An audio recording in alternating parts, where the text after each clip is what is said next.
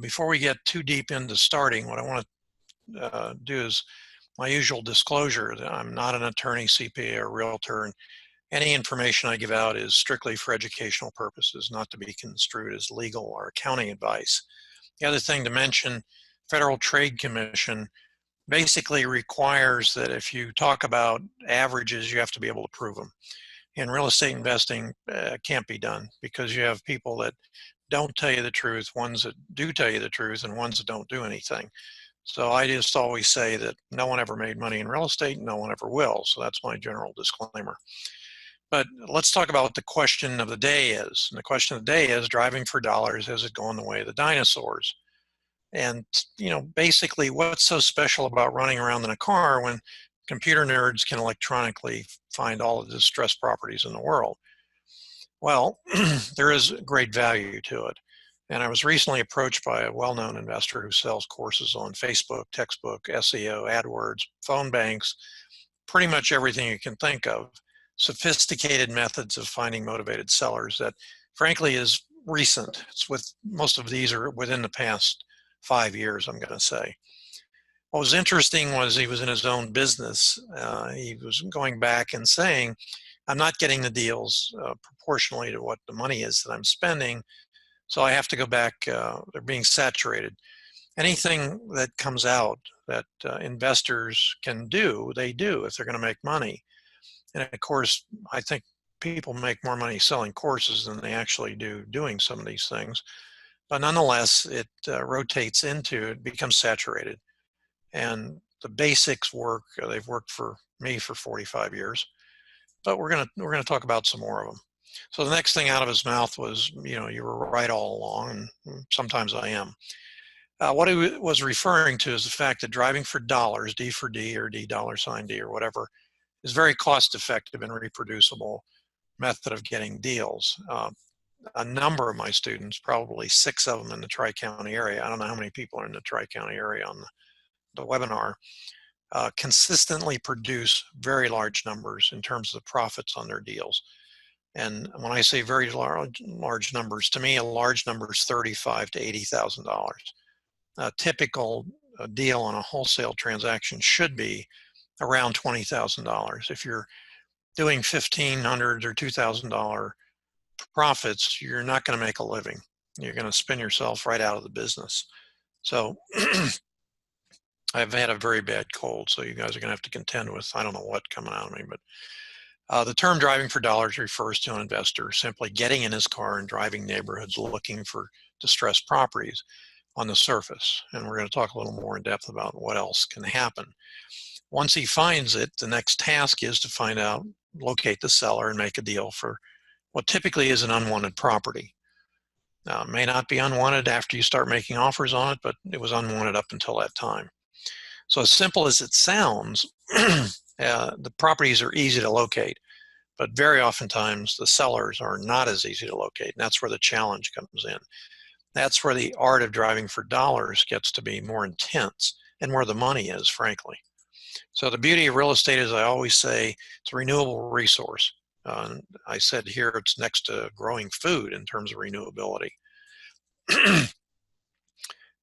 Property owners are always facing issues in their lives, and you can't always tell from the exterior of the house if there is even a problem in the house. So what very often times you drive through a neighborhood, you don't see anything, but if you go back, you could have multiple prospects in a certain amount of time. And one particular example I refer to a lot is there's a very substantial wholesaler in the Tri-County area, and he started in the business driving for dollars. And the reason was, back 20 years ago, there was no other way to find deals. If you didn't drive for dollars, you couldn't see houses that needed work. There was no technical or social media or anything else. As a matter of fact, the MLS was put out in a newspaper format, came out once a week, and talk about difficult to work with. It was kind of silly, but that's come a long way also. So what do? Investors typically see abandoned properties. They send letters and they send postcards to the owner of record, and he's in the public record. He's right there.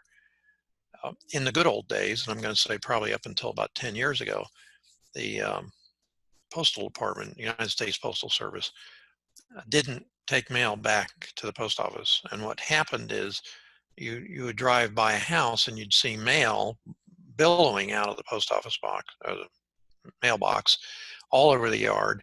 And it was, they just kept, I don't know what they kept doing. They kept throwing it up against the wall or something. But it was easy. If you went up and looked at the mail, you could probably see a forwarded address or something and get some idea of somebody else, a way to find them. So things have changed a lot. Usually the owner's address is shown as the house. I mean, in the public record, it shows him as owning the property.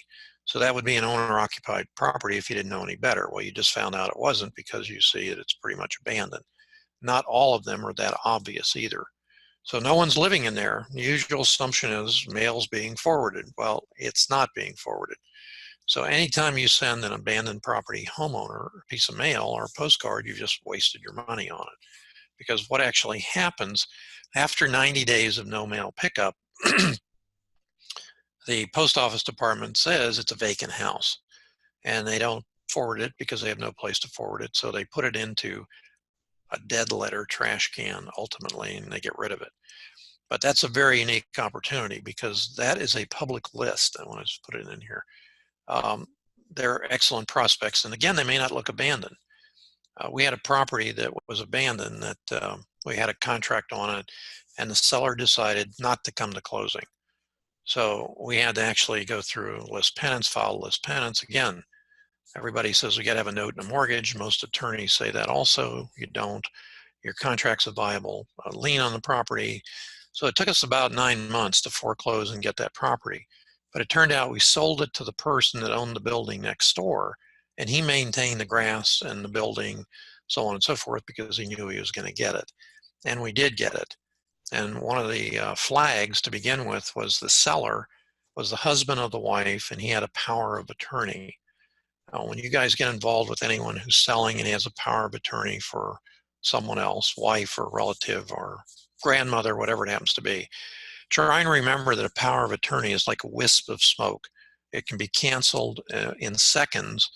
And although he thinks he's in charge, if somebody comes along and talks to the person that granted that limited power of attorney, it's going to go away. So you don't, even though he signs the contract, you have a valid contract at the time. If the power of attorney goes away, you don't have a valid contract anymore. The first line of attack is always to go to the neighbors. And you go around and you say to them, you're trying to contact the property owner. And that works about 25 to maybe 35% of the time. Because normally, when those people leave, they go around and talk to a few of the neighbors. They're embarrassed, whatever. Occasionally, you'll get somebody that slips out in the middle of the night. Nobody knows where he is, but that's okay. Those are typically ones that are actually better prospects. If you do this, you must approach the neighbor with a reason that makes sense. I'm trying to find the owner of the property because I'm looking to buy a home in the neighborhood. I have some money for him. Anything you can come up with you think that you can say and feel reasonably comfortable, that's the truth. You are trying to find money. You have money for him. You are trying to find him, so on and so forth. Let's see what we got here. Bear with me, guys. Technical stuff. Okay, I mentioned this just a minute or so ago. The real money in the properties is where the neighbor doesn't even know what, neighbors don't even know what happened to the guy. He just suddenly disappears in the middle of the night. It means there's a motivation of serious types, and it could be anything. I could probably go into 5 or 10 of them, but it doesn't matter. What matters is he's no longer there.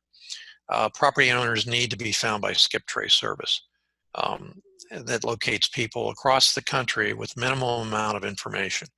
The more information you have, the quicker it is to locate the guy. Up until, I don't know, I'm going to say 15 or 20 years ago, when you closed on a property, your tax ID number, your social security number was listed in the public record. So we talk about, well, somebody got my number and they stole my identity. And well, it used to be pretty easy, but nobody used to do it back then. So now it's not in the public record any longer. You see a social security number. It's all redacted. On old records, it's been redacted. On new ones, it's not put into the public record. So you don't have his tax ID number. Obviously, there's no way you can really get it. However, you have two things. You have his name and hopefully all of it. And you also have the last known address he was at, which are two pretty important pieces of information. Typically, the skip trace costs can range from 25 cents to $15. Guys every once in a while tell me they have a virtual assistant offshore and they pay him 2 or 3 cents to skip trace, and he does it. I don't know. Guys, it's not the cost of the skip trace to get better results. Paying a lot more doesn't matter at all, but paying a lot less could matter a lot. I know that in Refax, for example, the skip trace shows all the phone numbers associated with a property in some way. So you could have father, mother, and 3 kids if they have cell phones. So it's pretty intensive. All you really have to do is, all you really have to go on is what I said before. The owner's name in the public record, his last known address, and which is not much, frankly, to go on. Now, if it's a common name like Smith, Jones, Diaz, Gonzalez, you're in deep trouble. So it's important if you can look in the public record and see a full name. If he has any kind of documents in the public record that you can see, a deed, a mortgage, or things like that, you can go ahead and look at them and see if you can get his full middle name or his first name. I go by Dave Dinkel, but I have a first name that I don't tell anybody about. At any rate, neighbors may have some additional helpful information, or maybe even give you a phone number. I was asked by a student one time to help him close on a transaction. He said he would partner with me. And I said, fine. So I went out and saw the guy, and it was a 2-bedroom, 1-bath with a partially converted, I'm going to say garage, but it wasn't much of a garage. But nonetheless, I said to the guy, you know, the fabled question that you have to ask, by the way, why are you selling? And his answer was swift. And he said, because in 2 days I have to go to jail for 5 years. I said, okay. So I said, let's do the contract. And I noticed that he had a $169,000 first mortgage and a $269,000 code violation that was accruing every day. It was only accruing $50 a day, but it had been for 9 years for unmowed grass. So that's not a safety issue. So I actually went down to the county and said to him, I need some help on this. You always say you need some help and then you shut up. And the guy said to me, we can reduce that to $269. From $269,000 to $269. That made it a deal. So basically what happened is I actually did a subject to, started making the mortgage payments. And the guy that was doing the deal with me, well, before I get to that, one of the things that happens is when you take a contract from somebody, if it's an individual, husband or a wife or a guy or a gal, you always ask them the question, married, divorced, or widowed. And they say, why does it matter? Well, it matters a lot when you get too close to the closing, because if he's divorced, there has to be a divorce decree to show that he, in fact, is the sole owner of the property now. Otherwise, with spousal interest, he's got a wife out there that may not be on title, but she's entitled to probably half the property. Now, this was a very interesting case, and I'm not going to get off state, but I want you to hear this. So it turns out in the long run that he bought the house and he was married about 2 years later. That means that that property was his. She didn't get spousal interest just because she married him. But when I went to the closing agent says you can't get title insurance unless you get a deed from her. So I said to the guy, by the way, he's president of a motorcycle club. I said, I need to talk to your wife because you're not divorced. And he said, well, you have to find her. And I said, what does find her look like? And he said, well, I smacked her around pretty good. And she's been on the run for 2 months. I can't find her. I said, okay, glad you're going to jail. But anyway, I went to the neighbors and I said, look, I know the spouse has been abused, but I need to find her and I have money for her and so on. So probably about a week later, I get a call from an attorney who represents the spouse and says, what do you want to do? And I said, well, I need a quitclaim deed from the spouse and I'm willing to give her $1,000. Now, I didn't say this, but for the president, I didn't give him anything because he's still looking at it's upside down and so on and so forth. And I said to the attorney, it's upside down, I'll give her $1,000, I'll give her $500. And he said, no. I said, well, it's upside down. I made a case and I said, I'll give her $1,000. He said, no, we figured it out. We want $40,000. I said, well, good for you guys. I'll let it go to foreclosure and buy it there, wipe out whatever you think her interest was. So he came back to me a day or two later and he said, okay, we'll take $2,500. So it cost me $2,500 to buy out her interest, even though she wasn't entitled to it. But because I had to close it through a title insurance company, I had to get the quitclaim deed, which I did then. He came to closing, and I, shouldn't have felt guilty, but I said to him, look, because you came on time, because you're here, I give a $500 bonus for people that come on time and sign. So it cost me $3,000 for the house. What I wanted to get into, and I'm going to do it quick here, is I had a partner in it. Remember I said I had a student that said to me, I want a partner on the deal. When you get into a partnership, it's destined for death and destruction, and it's only a matter of time. Now, you could look at that as, well, what about divorce? I'm not getting into spousal stuff. When you get into a partnership with another person, typically you join because of a weakness on your part, or they join because of a weakness on their part, and that comes out later. What I'm concerned about is, how do you split that up? And the best way to do that is very simple. You do what's called a shotgun approach. Either one of the parties makes an offer. Here, I'll give you $50,000 for your interest. You then have 10 business days to accept the $50,000, or you can give him $50,000 and he's out. So if he doesn't make you a fair offer, you're going to buy him out and get an attorney to write that up for you. But that way you can end the partnership, and you have to have it in writing, but it goes quickly and it's over with. It turns out that that's what I did in this particular case. We got into a row about who's going to do the work, and his response was, I have people do that for me. I don't touch a hammer. And I said, well, show me what they can do. And then what they could do is extraordinarily expensive. So we just got out. So here's a very, very key piece of information. Ask if the missing owner or his wife or children have Facebook accounts. It's much easier to track them down on Facebook than it is in skip tracing them. The biggest profits in driving for dollars involve probates, which usually lead to multiple entitled owners who are not in the public record and oftentimes didn't even know they had an interest in the estate. And that brings up all kinds of things, festers up people. Oftentimes there will be somebody that wants to live in the house, not pay rent, all kinds of stuff. We have a solution. But in probates, for example, and in driving for dollars, these situations, the deeper you dig, the bigger the profits. And I'm going to say to you that the average profit on these driving for dollars deals can be very, very substantial, between $40,000 and $80,000 literally, because they're unwanted properties. One of the biggest problems I have with students and realtors very often is getting them to understand that a motivated seller really doesn't care about the price. He cares about solving the problem that you now know that he has. He's been struggling with it for a long time. And they just don't care about the money. They just want out. So on the probate properties, almost inevitably, if there's two or more, there's one guy who's the beneficiary who's a holdout. He won't sign. He wants his in proportionate amount of money or whatever. That's a unique opportunity. Very oftentimes, I'm sliding in my chair here, so you got to bear with me. Very oftentimes, I see investors walk away from probates because there's one diehard guy, usually living in the house, and he says, you're going to have to pry me out with a gun. Well, we can do that.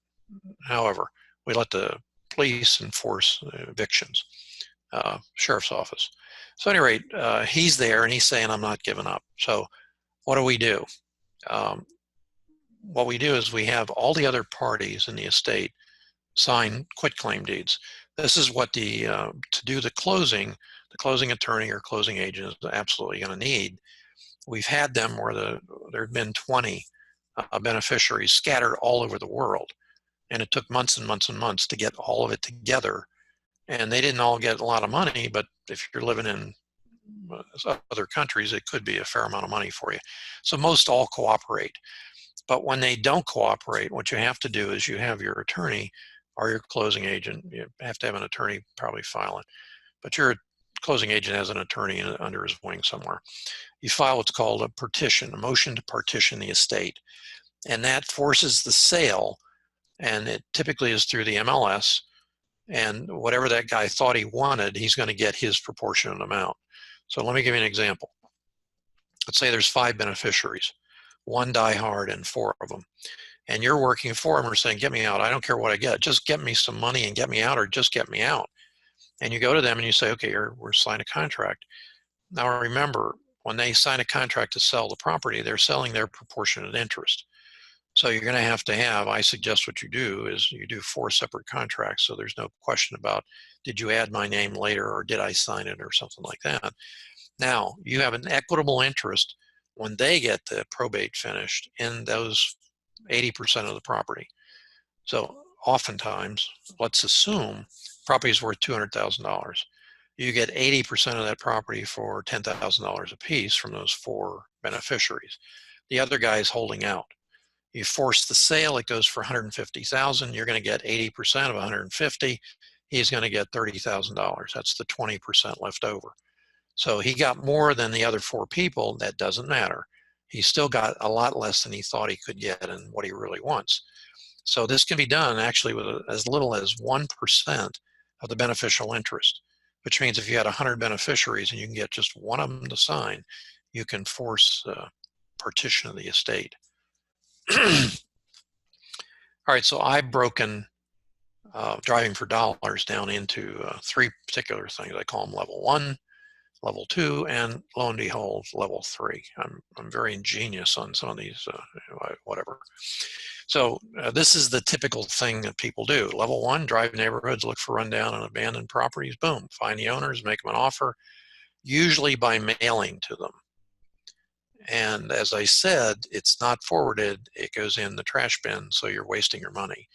One of the new technologies, and I'm probably is 2 years old or more, but you can go to the house, stand in front of it, take a picture with your camera, put it into the app brings up a postcard, goes onto the postcard, you have a predetermined text that you're going to use, and then it automatically fills it in, mails it out, boom, you're prospecting. And you, as fast as you can drive and take the pictures, literally you can do that. Well, if they're abandoned properties, who are they going to? And I've had guys tell me, well, I always go and put a flyer on the door. Oh, nice. Who's going to pick up the flyer? Unless there's a vagrant living inside and he's setting his wood on fire with using your paper, there's no reason to do it. I'm going to show you something that's extraordinarily profitable. And I don't think anyone's ever said it to you before, but I'll do it here. What you do then is you close on the property and you either wholesale it or you keep it and resell it later. So what are your options? Landlording, rehabbing, or wholesaling? You know, and don't get me into, well, I could lease option. No. If you want to make serious money and make a lot of money in a real estate investing career, you can sell courses on lease option all day long, but you can't do it and make money all day long. Just telling you. The property I mentioned to you before where the partner bought me out, he finished the rehab, put it on the market, called me up and said, you know, I can't sell it. And I said, well, what are you asking for? And he said, 310 or 320. There had been no property within 5 miles of that thing that ever sold above 250. But his attitude was, well, I got a great rehab here. Well, you can't get an appraisal. Well, I don't care.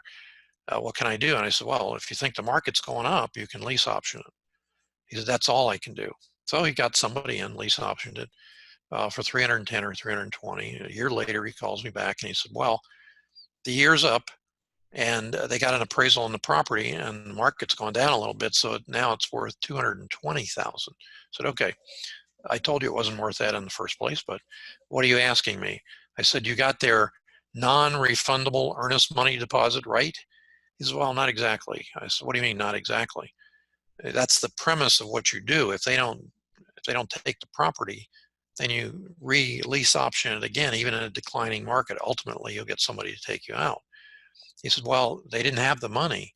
So I told them they could pay monthly, but they never paid me. So ultimately, he wound up losing the property to foreclosure. By the way, I want to mention to you that I do transactional funding for you people that don't know who I am. You're lucky. I do it nationwide, 39 states. The website is besttransactionalfunding.com. What it allows me to do is see what investors are doing virtually in every state. And I put this up here just now, vacant lots are hot, because they're going crazy. Now, this has happened to me before. Remember, I've been in the market since 1975, and I've seen these trends where one of the first ones was overbuilding of condos. I think it was 1980. and it crashed the single-family home market, it crashed the condo market, it virtually pulled the plug on everything. At that time, vacant lots got hot. What happened to the condos? Well, they finally filled them up about 3 years later, but if you notice, as you drive down I-95 or almost any place, all you see is new cranes putting up new condos. I don't know, I hope they're selling them, but it doesn't matter. I want to say this to you guys who are listening who haven't wholesaled or been in the market for a long time. We look forward to a flat or down market because sellers become much more negotiable. We don't like rising markets. You know, we function extremely well in them, but boy, do we love declining markets. That's where the big money is. Excuse me. So, you know, it's pretty simple. 3 steps: drive, find, close. However, for you guys who have done it, you know there's always some kind of complication. First of all, the owner can't be found. We talk about skip trace. That doesn't mean you can find them. Social media doesn't mean you can find them. But if you stick at it long enough, you will find him most likely if he's alive. City or county liens can lead to the property being demolished. And sometimes we will see a property advertised on the MLS, and you know, let's say market value is 250, it's advertised for 140. You say, whoa, what's wrong with that puppy? So you look on the MLS, it's got some nice pictures, interior, so on and so forth. Then when you read the remarks, it says city or county demolished the property for code violation. So what you're buying is a vacant lot. And if you're going to buy vacant lots, how do you price them? Very simple. You go on the public record, clerk of the court, appraiser's office, not clerk of the court, the appraiser's website, and you look at the property value they appraised it at. And let's say it's $20,000. Your offer should be half of that. And the way to sell it quickly is get it under contract, long inspection period, go to the neighbors on each side and say to them, by the way, your other neighbor asked me to buy my lot. I wanted to see if you wanted to buy it before I sold it to him. What are you selling it for? Well, I'm only selling it at 150% of appraised value when you bought it at 50. So there's money in them. Now, who buys the darn things? The neighbors and people that are building on them, contractors to build typically townhouses because they're narrow and so on. If you're going to buy lots, make sure they're big enough to be buildable. Many of the old inner city lots are too narrow, and you'll see some of these houses that look like they've been turned on their side and stretched out. That's the reason. Owner as beneficiaries won't sell to you. Well, you just have to overcome that. There's 2 ways: pay too much, or stick with him, follow up, and eventually he'll do it. If he doesn't do it, keep going on to the next one. If you don't build a pipeline of incoming prospects, you're not going to be in the business. And if you don't build a buyer's list that's substantial, you're going to be at the mercy of other people telling you what price they will give you, especially what I call whale buyers. The big guys, I don't want to say use and abuse, but I'm going to say they use and abuse the little guys. And I see it all the time when I'm doing transactional funding. The closing agent will not allow the N buyer's funds, the C buyer's funds, to be used to purchase the property. Now, some will, it's illegal, and they don't know about it. I mean, I say they don't know about it. And insurers don't know about it, and the guys that do it use software that bypasses the audits and stuff. It's Texas, he said, can you close on Friday? Today happens to be Wednesday. And I said, yes, I can close on Friday. So if you can close on Friday, can you close one this afternoon? And I said, if you meet my criteria, A and B, B to C, contracts, HUD, so on, so if I can close today. So I looked at it and I said, look, you're making $5,000. You have to assign this contract. He said, I can't assign it. They won't allow me to. And the end buyer, who he called a hedge fund, whale buyer, found out how much money he was making. How'd they do that? They asked him and he told them. And they said, you're being a pig. We're not going to pay you more than $5,000, take it or leave it. So I said to him, well, take something, because otherwise you're going to lose your earnest money deposit. So be careful. The bigger the buyer's list, the more powerful you become. Level 2. Basically, level 2 includes what I call radar, and that is you can sit in front of the property and get info on it right away. typically from an app on your cell phone, your iPad, or whatever else, or your your notebook.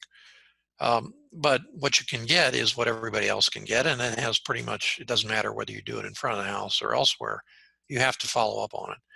So what my students do is they use a CRM, which is a customer, oh boy, why am I having this night? It's a cold medication. Relations management, customer relations management software. It allows you to follow up when you need to, and the money is in the follow up. You guys have heard me say this at the meetings. I don't know how many times you've heard me say it, but that's where the big money is made. It's not making offers where you get the deal. Once you get a deal under contract, out of 500 contracts that we close, I would say that 499 of them are not at the price of the contract. They're lower. And that's a very big part of learning how to do power wholesaling. Connect with a local probate attorney who will do these probates on contingency. Because one of the things that's has come into fruition, I'm going to say, is to be able to get the probate deals. You know, we've upped the level and said we'll pay for the probate. Now there's a caveat to it. We have a limit on it and stuff like that, because a probate could cost $10 million. That's not what we do. We do the simple, standard, straightforward, only residency he had was homesteaded, so on and so forth. Summary judgment, it's very simple. But who's going to pay for it? Well, you're going to pay for it out of the proceeds of the sale. That sort of locks in the fact that they're going to do it with you. But let's talk about what happens here. The beneficiaries, the personal representative comes into the attorney. Attorney says, here's my contract. They sign it. That says someone is going to pay me $2,500 for the probate, expenses, whatever else, doesn't matter. And what happens? You get close to closing, and the personal representative calls up and says, hey, I decided to close with somebody else. Somebody else offered me $1,000 more than you did, and I could really use the money. So now you have a bit of a problem, because most attorneys will do the probate itself on contingency, but they will not do the filing fees. That's a hard cost. So what happens to the attorney? Well, the attorney has a lien on the property. Even if the probate's not complete, he will lien the property and he will get paid when the property is sold. So he's covered, but you're not. So you have to be really in touch and tied to the personal representative and the beneficiaries. I wrote a whole 20 ways to make sure your buyer and seller come to market, come to the closing, because everybody loses if they don't come and everybody wins when they do come. So it's important you get them to come. I said this before, use social media to find, besides the skip tracing, to find these sellers as they move on. All you need is one friend who knows a friend and so on. And I've had people contact me from, I don't know, social medias I've never heard of. You know, I have like, I think 28,000 followers on LinkedIn, but I don't know how many I even have on Facebook. Probably not that many. A few, I don't know, 4,000 or 5,000, I would guess. But I don't look at Facebook. I don't look at LinkedIn, and the reason is I have personal. I'm not going to call her a VA because it's my daughter, but she does that stuff for me. And when somebody asks a question, she tells me, and I answer it. But otherwise, it's a waste of time, you know.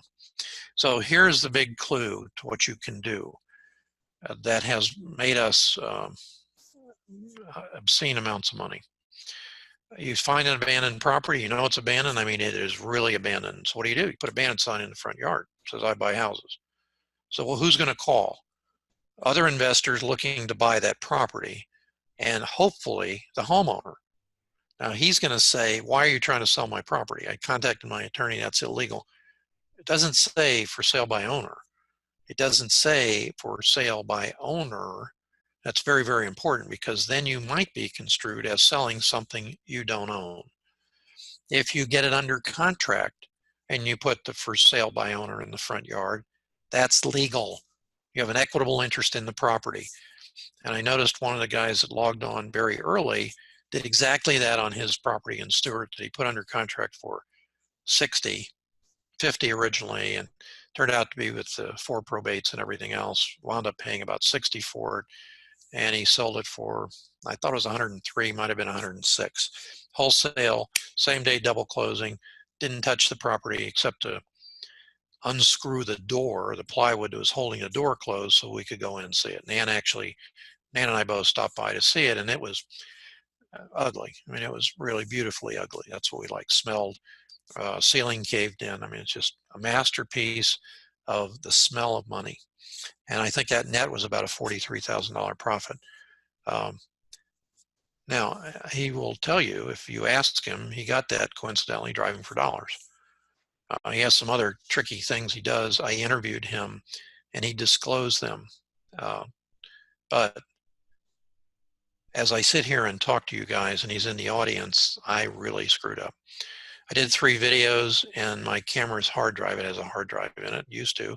Hard drive failed. I didn't do any of the 3 videos. So Jason's deal was a $43,000 profit. He did another one for 17. One of the other guys who is the fastest person who ever completed the mentoring program and got his first deal, which was 5 days, has a property that he bought wholesale, bought it instead of flipping it. I think he's going to make $100,500 on it. He's going to do well, he's already done a lipstick on a pig in one section. It doesn't have to do the other, but it's a great story. And we went through it in great detail, and I don't have time to do it here. Maybe I'll do it in another video.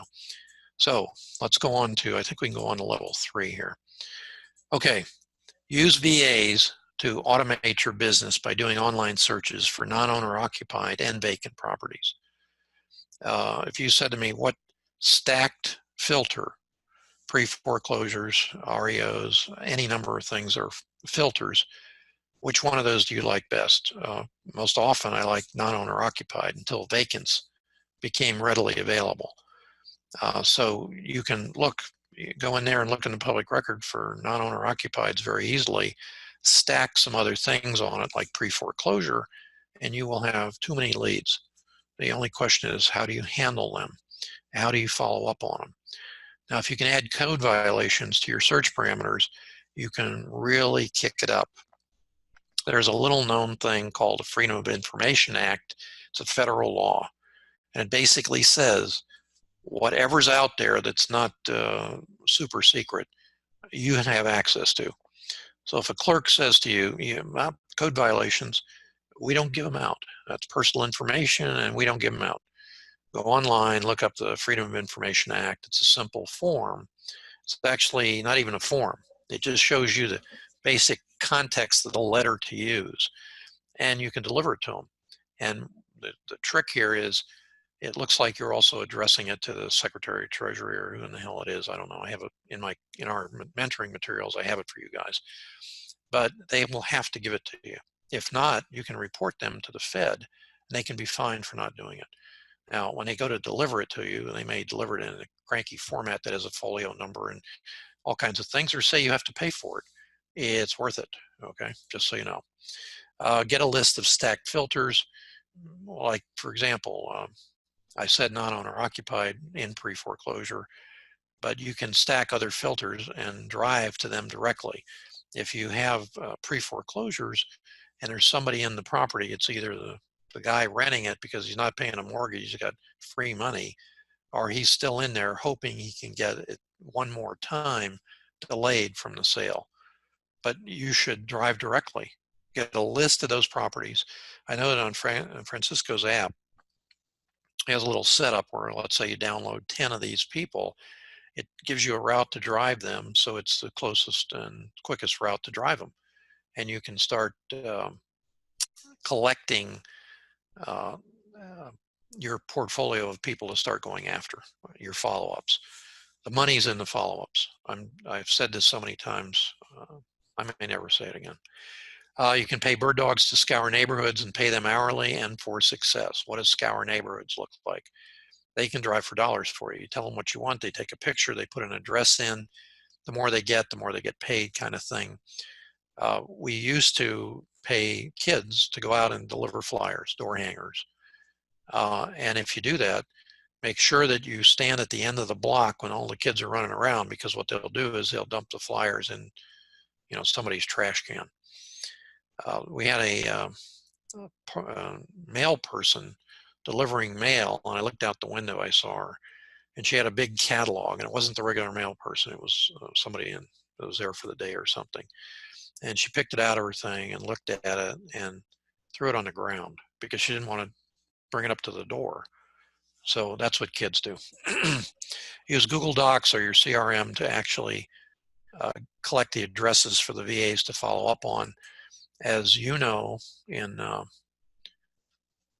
if you have REIFax and you have the contract generating portion of it, I tell this to my students: do you have a 12-year-old at home? And they say, yeah, I have a 14-year-old.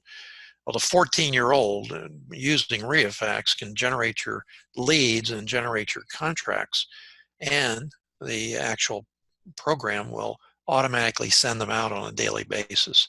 So the entire process has been automated for you. I'm bouncing up and down because I'm having a problem with my seat. Oh, at any rate, the key to success, not just in driving for dollars, but in our mentor students and in life in general, is consistently doing something, and persistently. What does consistency look like? It means that every day you have a plan of what you're going to do. If you take a 2-week vacation, you have to plan that in, because everything you've built up that you're following up on is going to be lost over those 2 weeks. I can't tell you how important this is. What tends to happen to new investors is it's a wall of information coming at them, and they start watching YouTube videos. And one of the videos that I lost, unfortunately, Aaron Summons, came to me and he said, I have watched more than 1,000 hours of YouTube videos. I've been trying this for 6 months and I haven't got a deal. And I said to him, you're going to be trying a lot longer, because how many offers have you made? He said, I haven't made a single offer. That's the reason. One of the things we do in the program is we have a quick start. Second day, you're making offers. You're in the game. I don't care what you think about, well, I don't know after repaired value, and I don't know how much the repair costs are, and I don't. You don't need to. That's what is different from us and anybody else, and that's why our students have the most success in the industry. All you have to do is listen to what we tell you to do and do it. And the person that did his first deal in 5 days was 20 years experience as a real estate broker in New York. And when he came down here, look, he's probably watching and he knows me very well. And I'm going to say, he felt like he knew it all. We had lunch the other day and he said to me, here's what I'm doing on this particular thing. And I said, great, you're absolutely doing it ass backwards. What you're telling me is the standard thought process that other investors have, and it'll work for you, but 1% of the time. Flip that over to what you thought wasn't going to work and do it our way. That's where the big money is. So whatever you do, whoever you're working with and whatever's going on, you have to be consistent. You have to be persistent, and you have to make written offers or nothing's going to happen to you. So let's talk about door knocking. Am I doing okay on time, Francisco? Oh gosh. Okay. No, Dave, don't worry about it. Okay. In any case, we have video recording of the tool, so everyone will get the video so they can watch it in their own time. But it's important you explain this to everyone. Okay. I'm not sure what that was, but I'm Cinderella, and I know in a little while I'm going to turn into a pumpkin or something. So let's go on to door knocking. Okay, very simply. First thought is, man, that's antiquated. But I will say to you that for many, many years, people would say to me, investors, what would you do if you were dropped in a foreign city or foreign country, and what's the fastest way to get a deal? And I would say to them, door knocking. If you didn't have a laptop with you, door knocking. Since you have a laptop, you have access to programs, software that will stack filters and tell you who should be most motivated. And I think the demise of most new investors is because they think that because a seller is motivated, he's ready to sell. he's not going to be motivated until the last minute, and sometimes the day of the sale. I get calls all the time. Can you help me? Oh, what's the problem? My house is going to sale. When? Tomorrow at 10 o'clock. Okay, how many extensions have you gotten through the court system? Well, I declared bankruptcy and I had 3 extensions. Goodbye, house. You know, if you declared bankruptcy to stall the foreclosure, you've been ripped off because it pops right out of the foreclosure action and you just wasted the money and you're stuck with a bankruptcy on your credit for 10 years. So you got to listen to the source and see if their motivation is what is really there for you. At any rate, door knocking probably dates back to the first time mankind ever just went next door and said, what do you got? The mainstay of finding deals before technology was exactly that. When we built a buyer's list, when I started, I mean, there was nothing to look at. Well, I could go into the public record by going down to the courthouse, seeing what the tax assessed value was. And what I did is I offered half of that to the homeowner. And then as the market kind of went up and I had to offer more, I got to 80%. And then roll around 15 years later, I was offering 200% of the tax assessed value. And tax assessed value caught up. It's settled down now. And actually the tax assessed value is not a bad number. Now there's a lot of exemptions, homestead and disabled and various things. So you have to look at what the real tax assessed value is before exemptions and so on. But it's not a bad guideline. Ironically, it's a slow but steady source of deals. It's tough because you get a lot of rejection, and I've done it myself, and the guy says to me, I took care of it. Actually, I have these answers in the scripts and the materials for the guys because sellers are liars, buyers are liars. The only time they tell the truth is when they want empathy from you, and they're embarrassed when they're going to foreclosure sale. So when they say to me, I took care of it, I always said back to them, well, somebody didn't tell your attorney or the clerk of the court because your house is going to sale. I can help. Those 3 words are an open door for what can you do for me. So what Nan and I always did when we got a property under contract and we actually closed it, we go out there. The first thing I did is threw out what's called green up. I don't know if they call it the same thing now, but it turned the grass green. Nowadays they paint the grass. But it used to paint the green up the grass through the fertilizer. It had a lot of iron in it or something. But the next thing we do is we went through the neighborhood, mostly Nan, and knocked on every door and asked people, you know, we're looking to buy a home. Do you know anybody in the neighborhood that wants to sell theirs?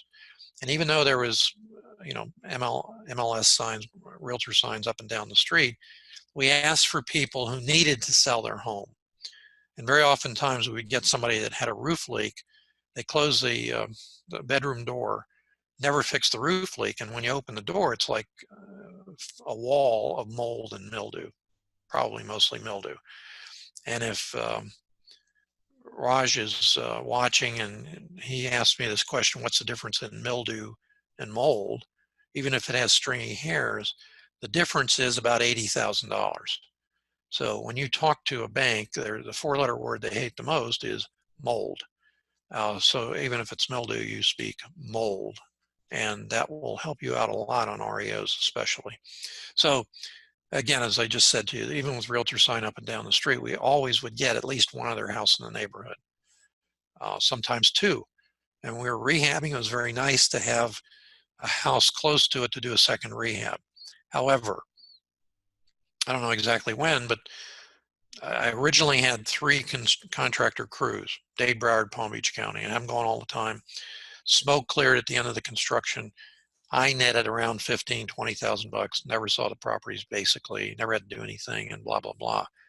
And I said to Nan, this isn't working, because Nan used to go out and we'd pay for the labor of the contractor.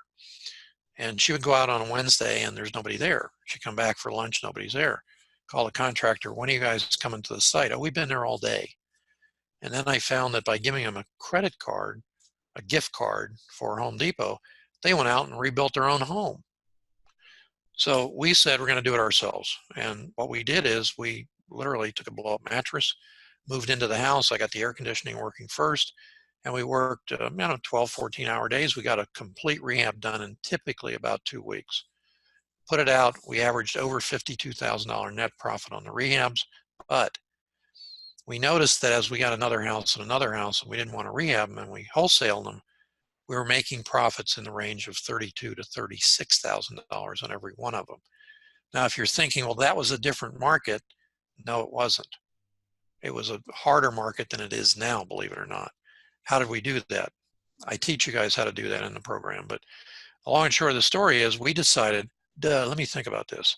If I do 2 houses and it takes me a month to wholesale them, but I do 2 houses that it takes me 3 months to get rid of, I'd rather do 2 months and make more money and not have to touch them. And that's what we did. We went completely to wholesaling. These weren't pre-foreclosures. Our tax deed sales that were coming up, that we went through the neighborhood and found those people that had problems. They were personal problems or financial problems. And the only people that knew it were probably neighbors that were sympathetic to whoever the people were. We either wholesale them or we did an additional rehab in the neighborhood, as I mentioned. I had 4 wholesale transactions. I never touched the property other than to close on it, go inside and lock it up. 4 of them that I sold to the same rehabber, and I netted $87,500 on each of the 4 properties. Now, why did I do that? Hey, I don't turn down money, and he couldn't find his own deals. I was able to get them cheap enough and sell them to him that he still made money. So there's big money in wholesaling if you learn how to do it properly. So the benefits of technology can help you target these very specific things: pending foreclosure, tax deed, pre-sales, divorce, bankruptcy, all of these things. And I say that there's real estate's a renewable resource, but you need to target the homeowner. When you target them, you need to talk their language. What's the problem? I see the county is trying to take your home for unpaid taxes. I can help. You can. So if you have to say this 100 times to say it sincerely, learn to say it. Don't snicker. Don't smile. I can help. I see the bank is taking your home because of the mortgage foreclosure. I can help. Now, some of these people you're going to deal with know more about foreclosures than you do because they've been through it at least once or twice. Most productive, the pre-foreclosures, are the one where the homeowner has equity in the property. And if you're saying to yourself, how can you have a pre-foreclosure with equity in the property? It's very simple. The homeowner stopped making the mortgage payments. We had one where the mortgage was $27,000. The home was worth about $180,000. I think we bought the home for, I think we paid about $85,000 for it. So paid off the mortgage, didn't have to do a short sale, paid off the mortgage. Now, what was interesting about that is they had remember I mentioned the room, bedroom, drip in they sealed it off, opened the door, it's mold and mildew. So they never made a claim, an insurance claim, and they were insured. So we made a claim and it was denied. However, we made a claim on the deck in the backyard, and we made something like $26,000 on the insurance claim on the deck, but never got the other claim paid. I wouldn't pay it. Usually you'll be met with substantial resistance by the homeowner because they're in a bad mental state. I'm not saying they're crazy, although some of them act like it. But look, stress does things to people. Unfortunately, it does terrible things to people. So you just have to keep that in mind and work with them.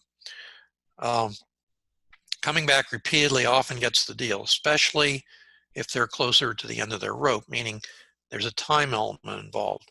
And I'm going to tell you a deal that I lost, and went to the homeowner.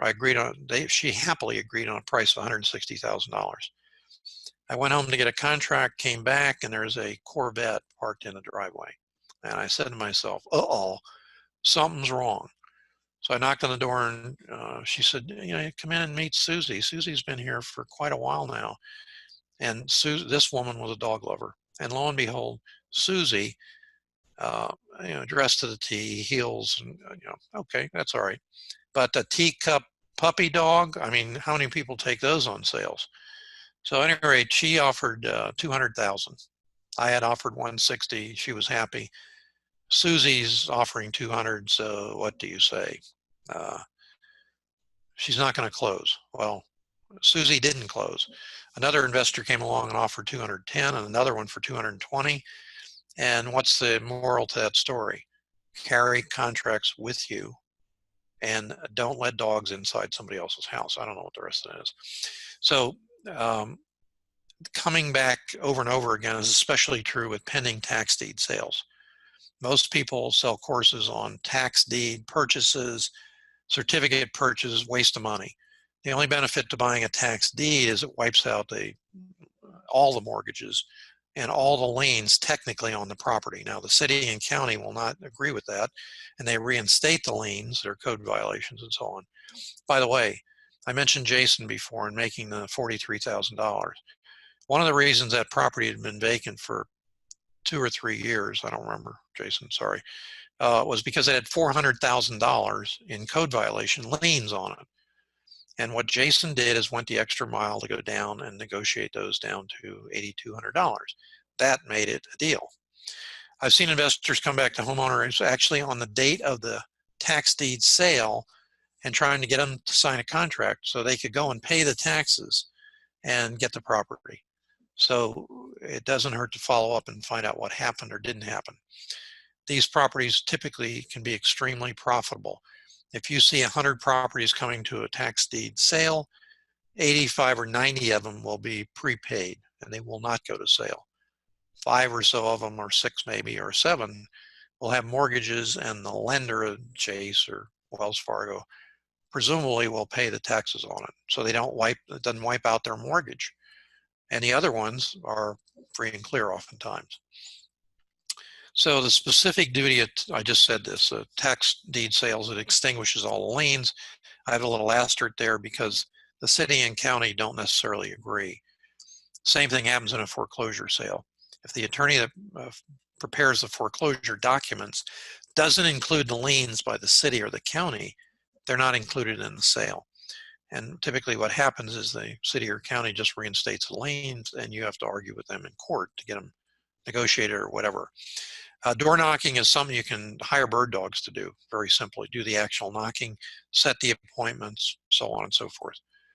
Some very successful real estate brokerage firms and attorneys give their listing agents typically 5 pre-foreclosure leads. They get those out of REFX.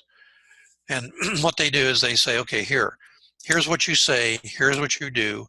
We're going to do the 3x3x3 prospecting technique for you. And what that looks like very simply is 3 postcards, 3 door knockings, 3 letters, and you do them in a sequence of postcard, door knock, letters, repeat the sequence. This has made superstars out of listing agents that could never get a deal, that could never get a listing before, because they've been told what to say, exactly what to do, and they go and do it. I mean, and that's all there is to it. Just like Nike says, just do it, and it works. No excuses. The result is more listings than most agents ever get. Now, here's the key. 85% of the actual deals come from door knocking, not from the postcards or the letters. So some people say, look, if they call me, that prospect calls me, I close every one of them. I'm a killer. But put me in front of the prospect, I have no idea what to say. I just go to pieces. Well, that's your problem. You have to learn what is your fear. That's what it comes down to. What are you afraid of? You know the answers because you do them if they call you. So get over it and go out there and look for those people to talk to instead of waiting for them to come to you. Most successful investors who use this technique of listings are also what I call hybrid agents. You guys have heard me. I wrote the book on hybridism. They're wholesalers. There's at least 5 or 7 brokerage firms in Dade County, Miami-Dade County. I was born in Miami, but now it's Miami-Dade County, that don't do anything but wholesale transactions. They send the listing agents out to get a listing. They don't want to list the property. They have to because they get a listing.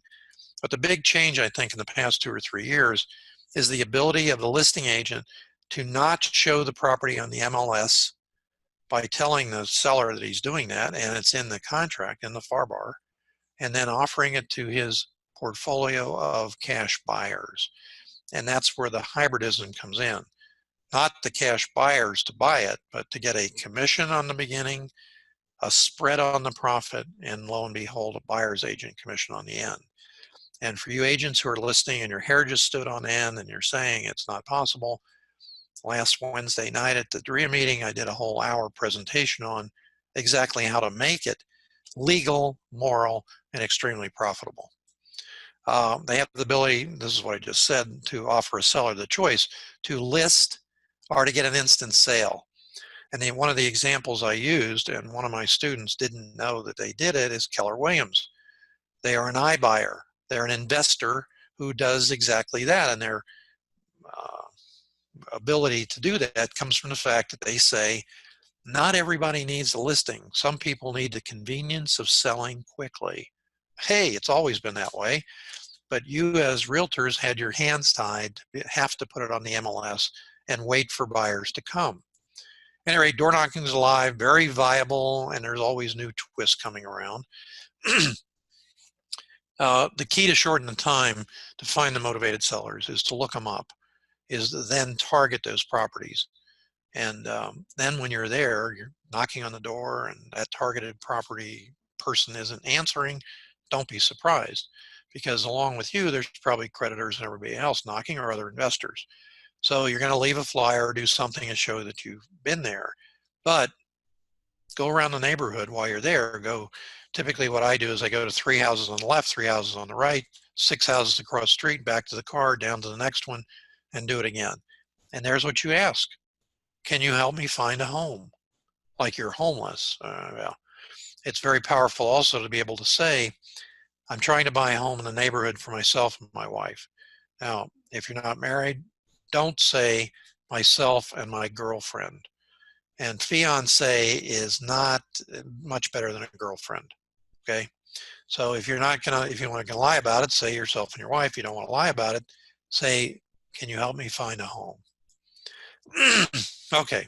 So I hope this short insight into driving for dollars kind of knocks some awareness into you and some ideas about how to increase your profits in a very inexpensive way to have very productive prospecting and getting deals.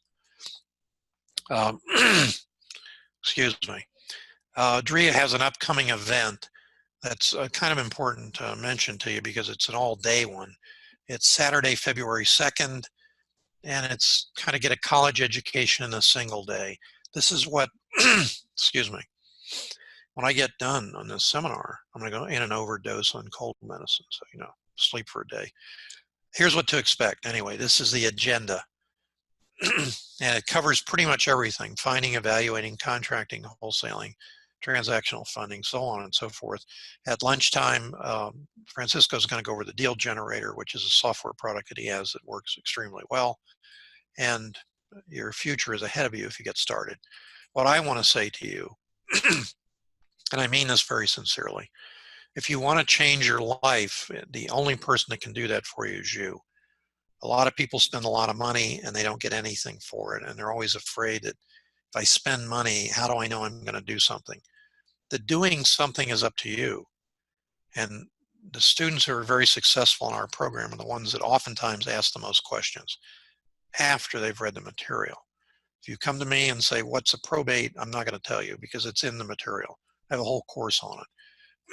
But what I'd like you to do is, if you can, if you're thinking about becoming an investor, to fast track what happens to you, take a look at DREA.com under the mentoring program, fill out an app, let us see if you're a fit for the program, because then we'll contact you and you interview us.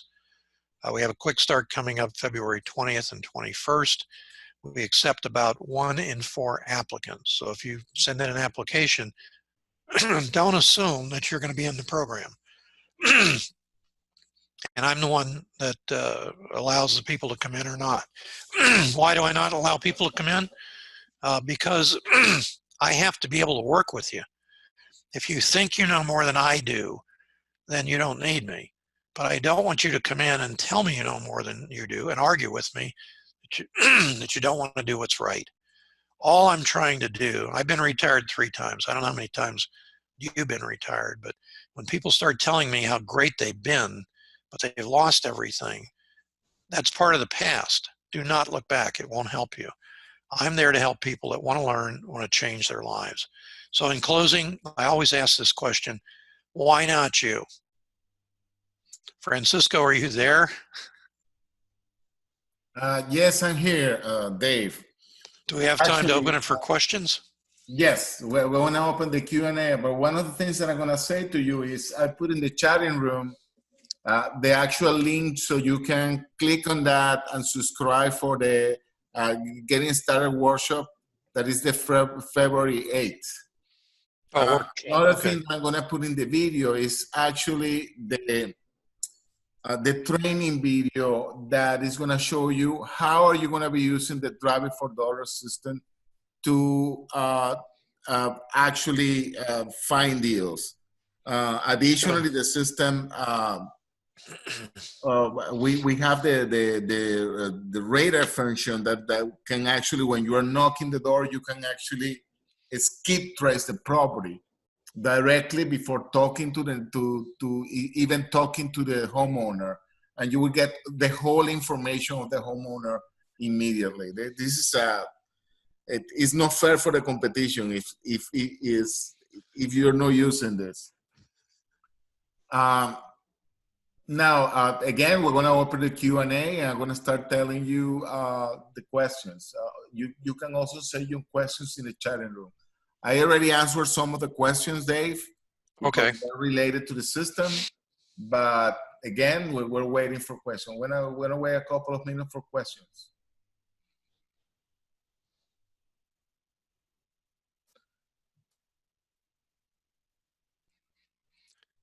Question for Dave. Will calling be an equivalent to door knocking? Will cold calling be equivalent to door knocking? That's the question. Yeah, I'm going to say to you that that's a great question because I got to think about it for a second. Depends on the cold caller. And I say that because too many people have hired VAs that speak English but not American, or don't speak the language correctly, and it's kind of being saturated. I feel, and what we train you to do when you come into our mentoring program is to learn how to cold call on listed property, so to speak. So if you do it correctly, you don't need to door knock. Now, how many cold calls do you have to make to get a deal? I tell people that typically, if you have somebody coaching you, they can tell you what you're doing wrong. You'll start out by doing one deal in 300 to 500 phone calls. If you use a VA, you could have 1 in 2,000 phone calls, and guys don't bother. That doesn't bother them because they're only paying a couple bucks an hour or $10 an hour. But the reality is, as you get better and more proficient, some of my advanced students do one deal in 25 phone calls. Now, if you say to yourself, man, oh man, 25 phone calls is a lot. It's not. If you learn how to do them, there's actually 3 parts to a phone call.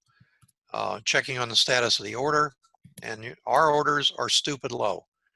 On the property that I said to you, the student got in 5 days, was listed for $398,000. His offer was $240,000, and he got the property under contract after going back and forth for $225,000.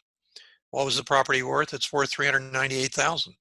But there was a unique situation with it that I showed him, and we bought it, and he got it, and it's wonderful.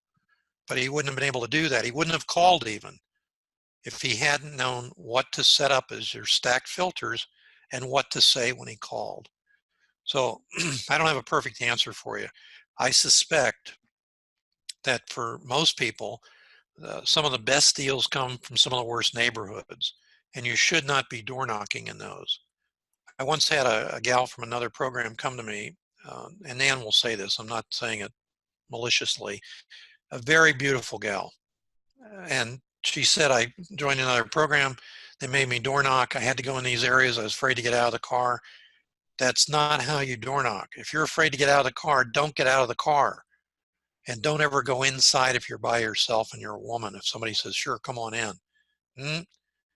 Be very, very careful. Take somebody with you if you have to. So I know it's a long answer to a question, but it was a good question. I would say cold call before you door knock in areas around properties that you found by driving for dollars.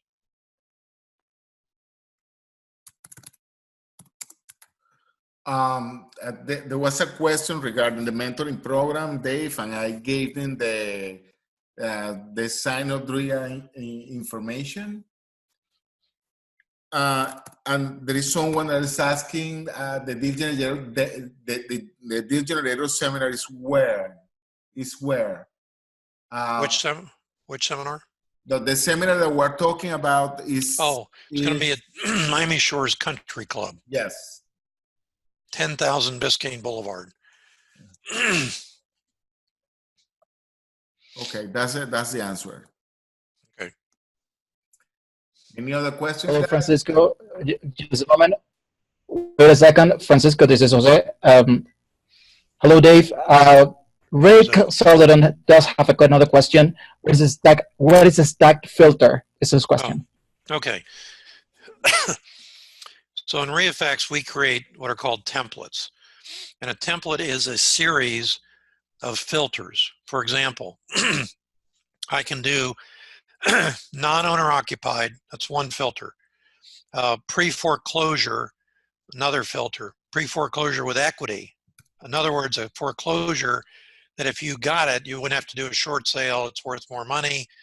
I could do something that's been on the MLS if it's listed for more or less than a certain amount of time. I could filter for price, filters between 35,000 and 300,000. Pre-tax deed sales. I can put all those filters into one, and it will go through the public record, clerk of the court, IDX data, so on and so forth, and it will come up with a list of prospects. Now, the more filters you put in, the more stacking you have. Obviously, the fewer the end result you're going to get in terms of what should be motivated sellers. And I have a student who's, a genius caliber guy, programmer, stuff like that, came in, and he called me up one day and he said, there's only one REO in Broward County. I said, no, let me look at that. I said, there's 1,200, whatever the number was. He said, no. I changed the templates that you made. I added 23 filters. So what did he do? He eliminated all the prospects. Do you think that one that he had left was any more motivated than the other ones? Probably not. So if you use REIFax and if you create those templates, don't overdo it. You're better off to have too many prospects than a narrow band of prospects that you think is very motivated. They may not be. Does that answer it, Jose?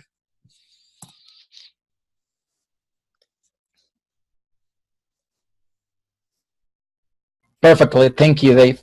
You're welcome. Thank you for attending. I have another question, Dave, here. He says, does he recommend do you recommend auction properties? Okay. I'll tell you what's happened. It's not going to be a short answer, but I'm going to try and make it as short as I can. Starting in around 2008, when the market's pretty much collapsed, the banks and REOs and short sales were gimmies. For you guys who are landlords and you're buying multifamily properties and you're looking for cap rates between 8 and 10% in decent areas, you're not going to find them. If you're looking for 6%, you can find them all day long. But in that time period,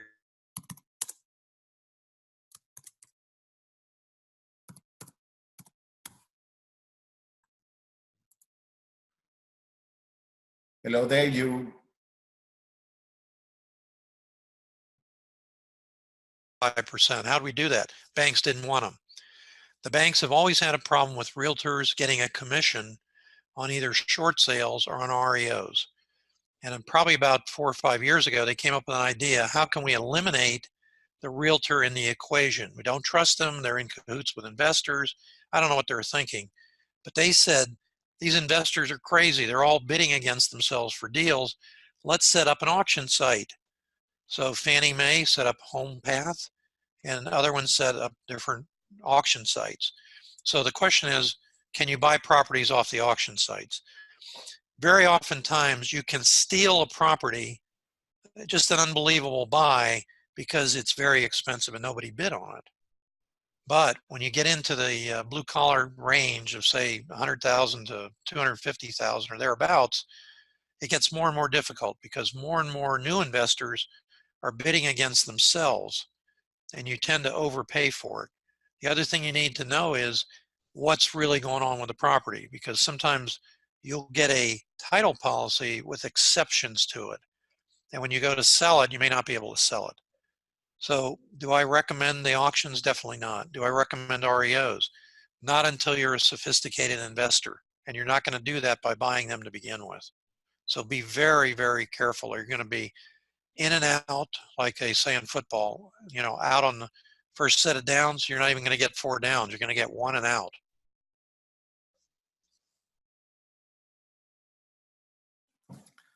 Okay, Dave, I have another question from Richard Young. Okay. Hi, Richard. There is a property near me.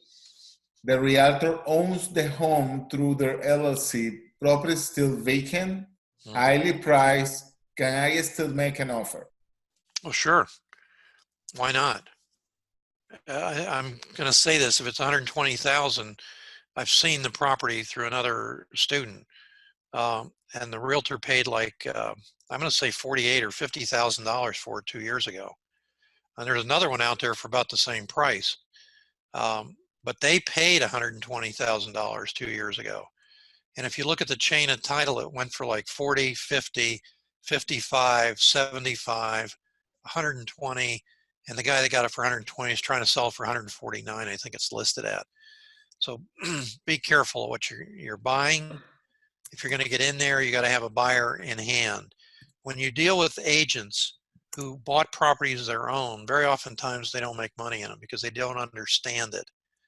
But they also are very savvy on contracting, so they're going to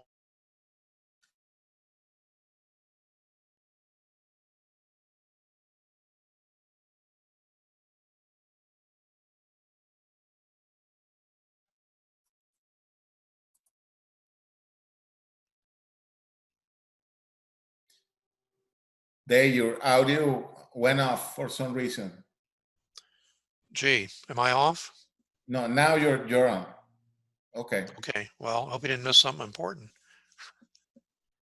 So we have time for one more question, and that is going to be all. Again, I actually put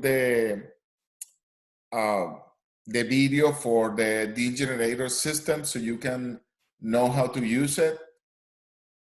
If you need any assistance, you can actually call to the number in the degeneratorusa.com site, or you can call directly to reafax.com. We have here the other question. Is the price offer based on souls in the area or the problems on the property? Okay, so if you go to make an offer on a property, the standard way of looking at it, first of all, is to look at the comparable closed sales in the area. And every website out there has comparable closed sales. One of the things that I did when I did that meeting on hybridism and the iBuyers is I showed, I believe, 7 public services, Zillow and Realtor.com and Trulia, and that's owned by Zillow, and they all had I had the same property, and they all did their own appraisal on it, and they got 6 different prices. There were 6 of those guys. There were 6 different prices. So one of the biggest issues is at first to determine what's the true after repaired value. So now you come along and say, well, I'm going to guess at this amount because I'm an appraiser.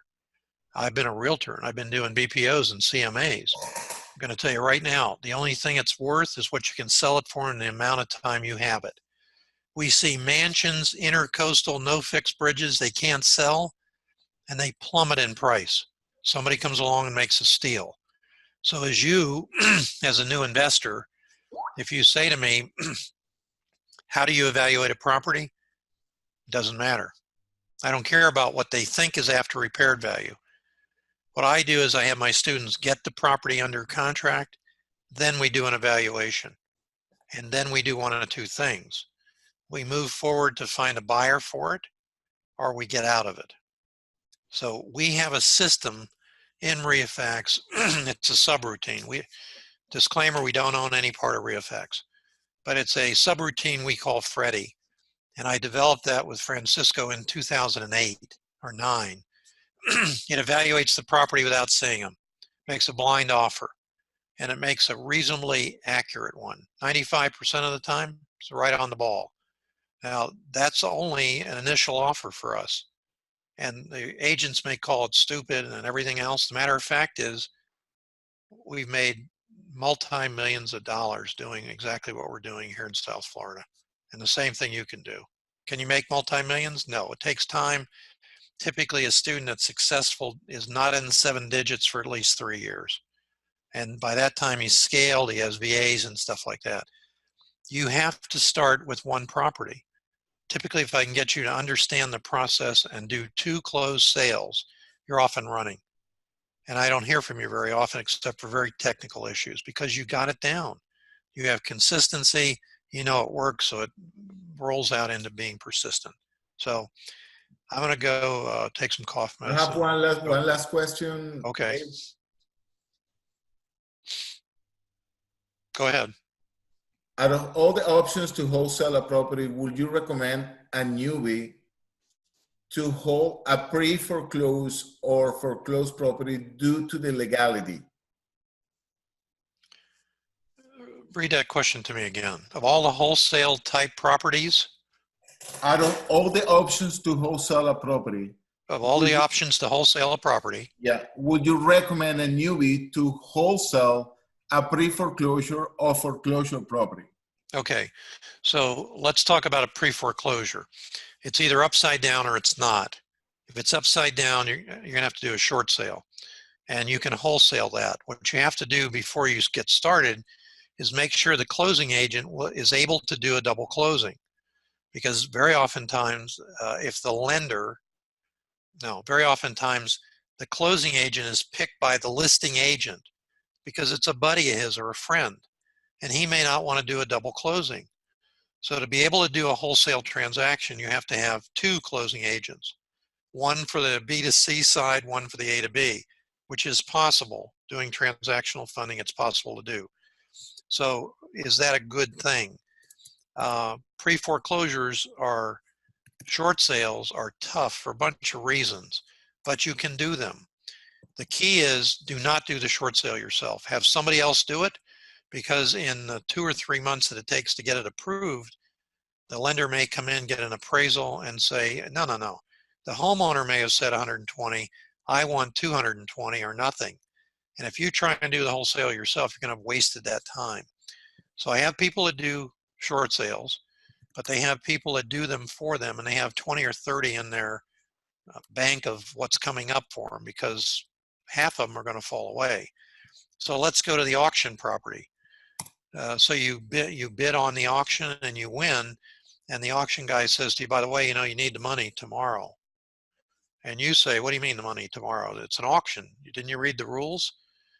So here's the problem.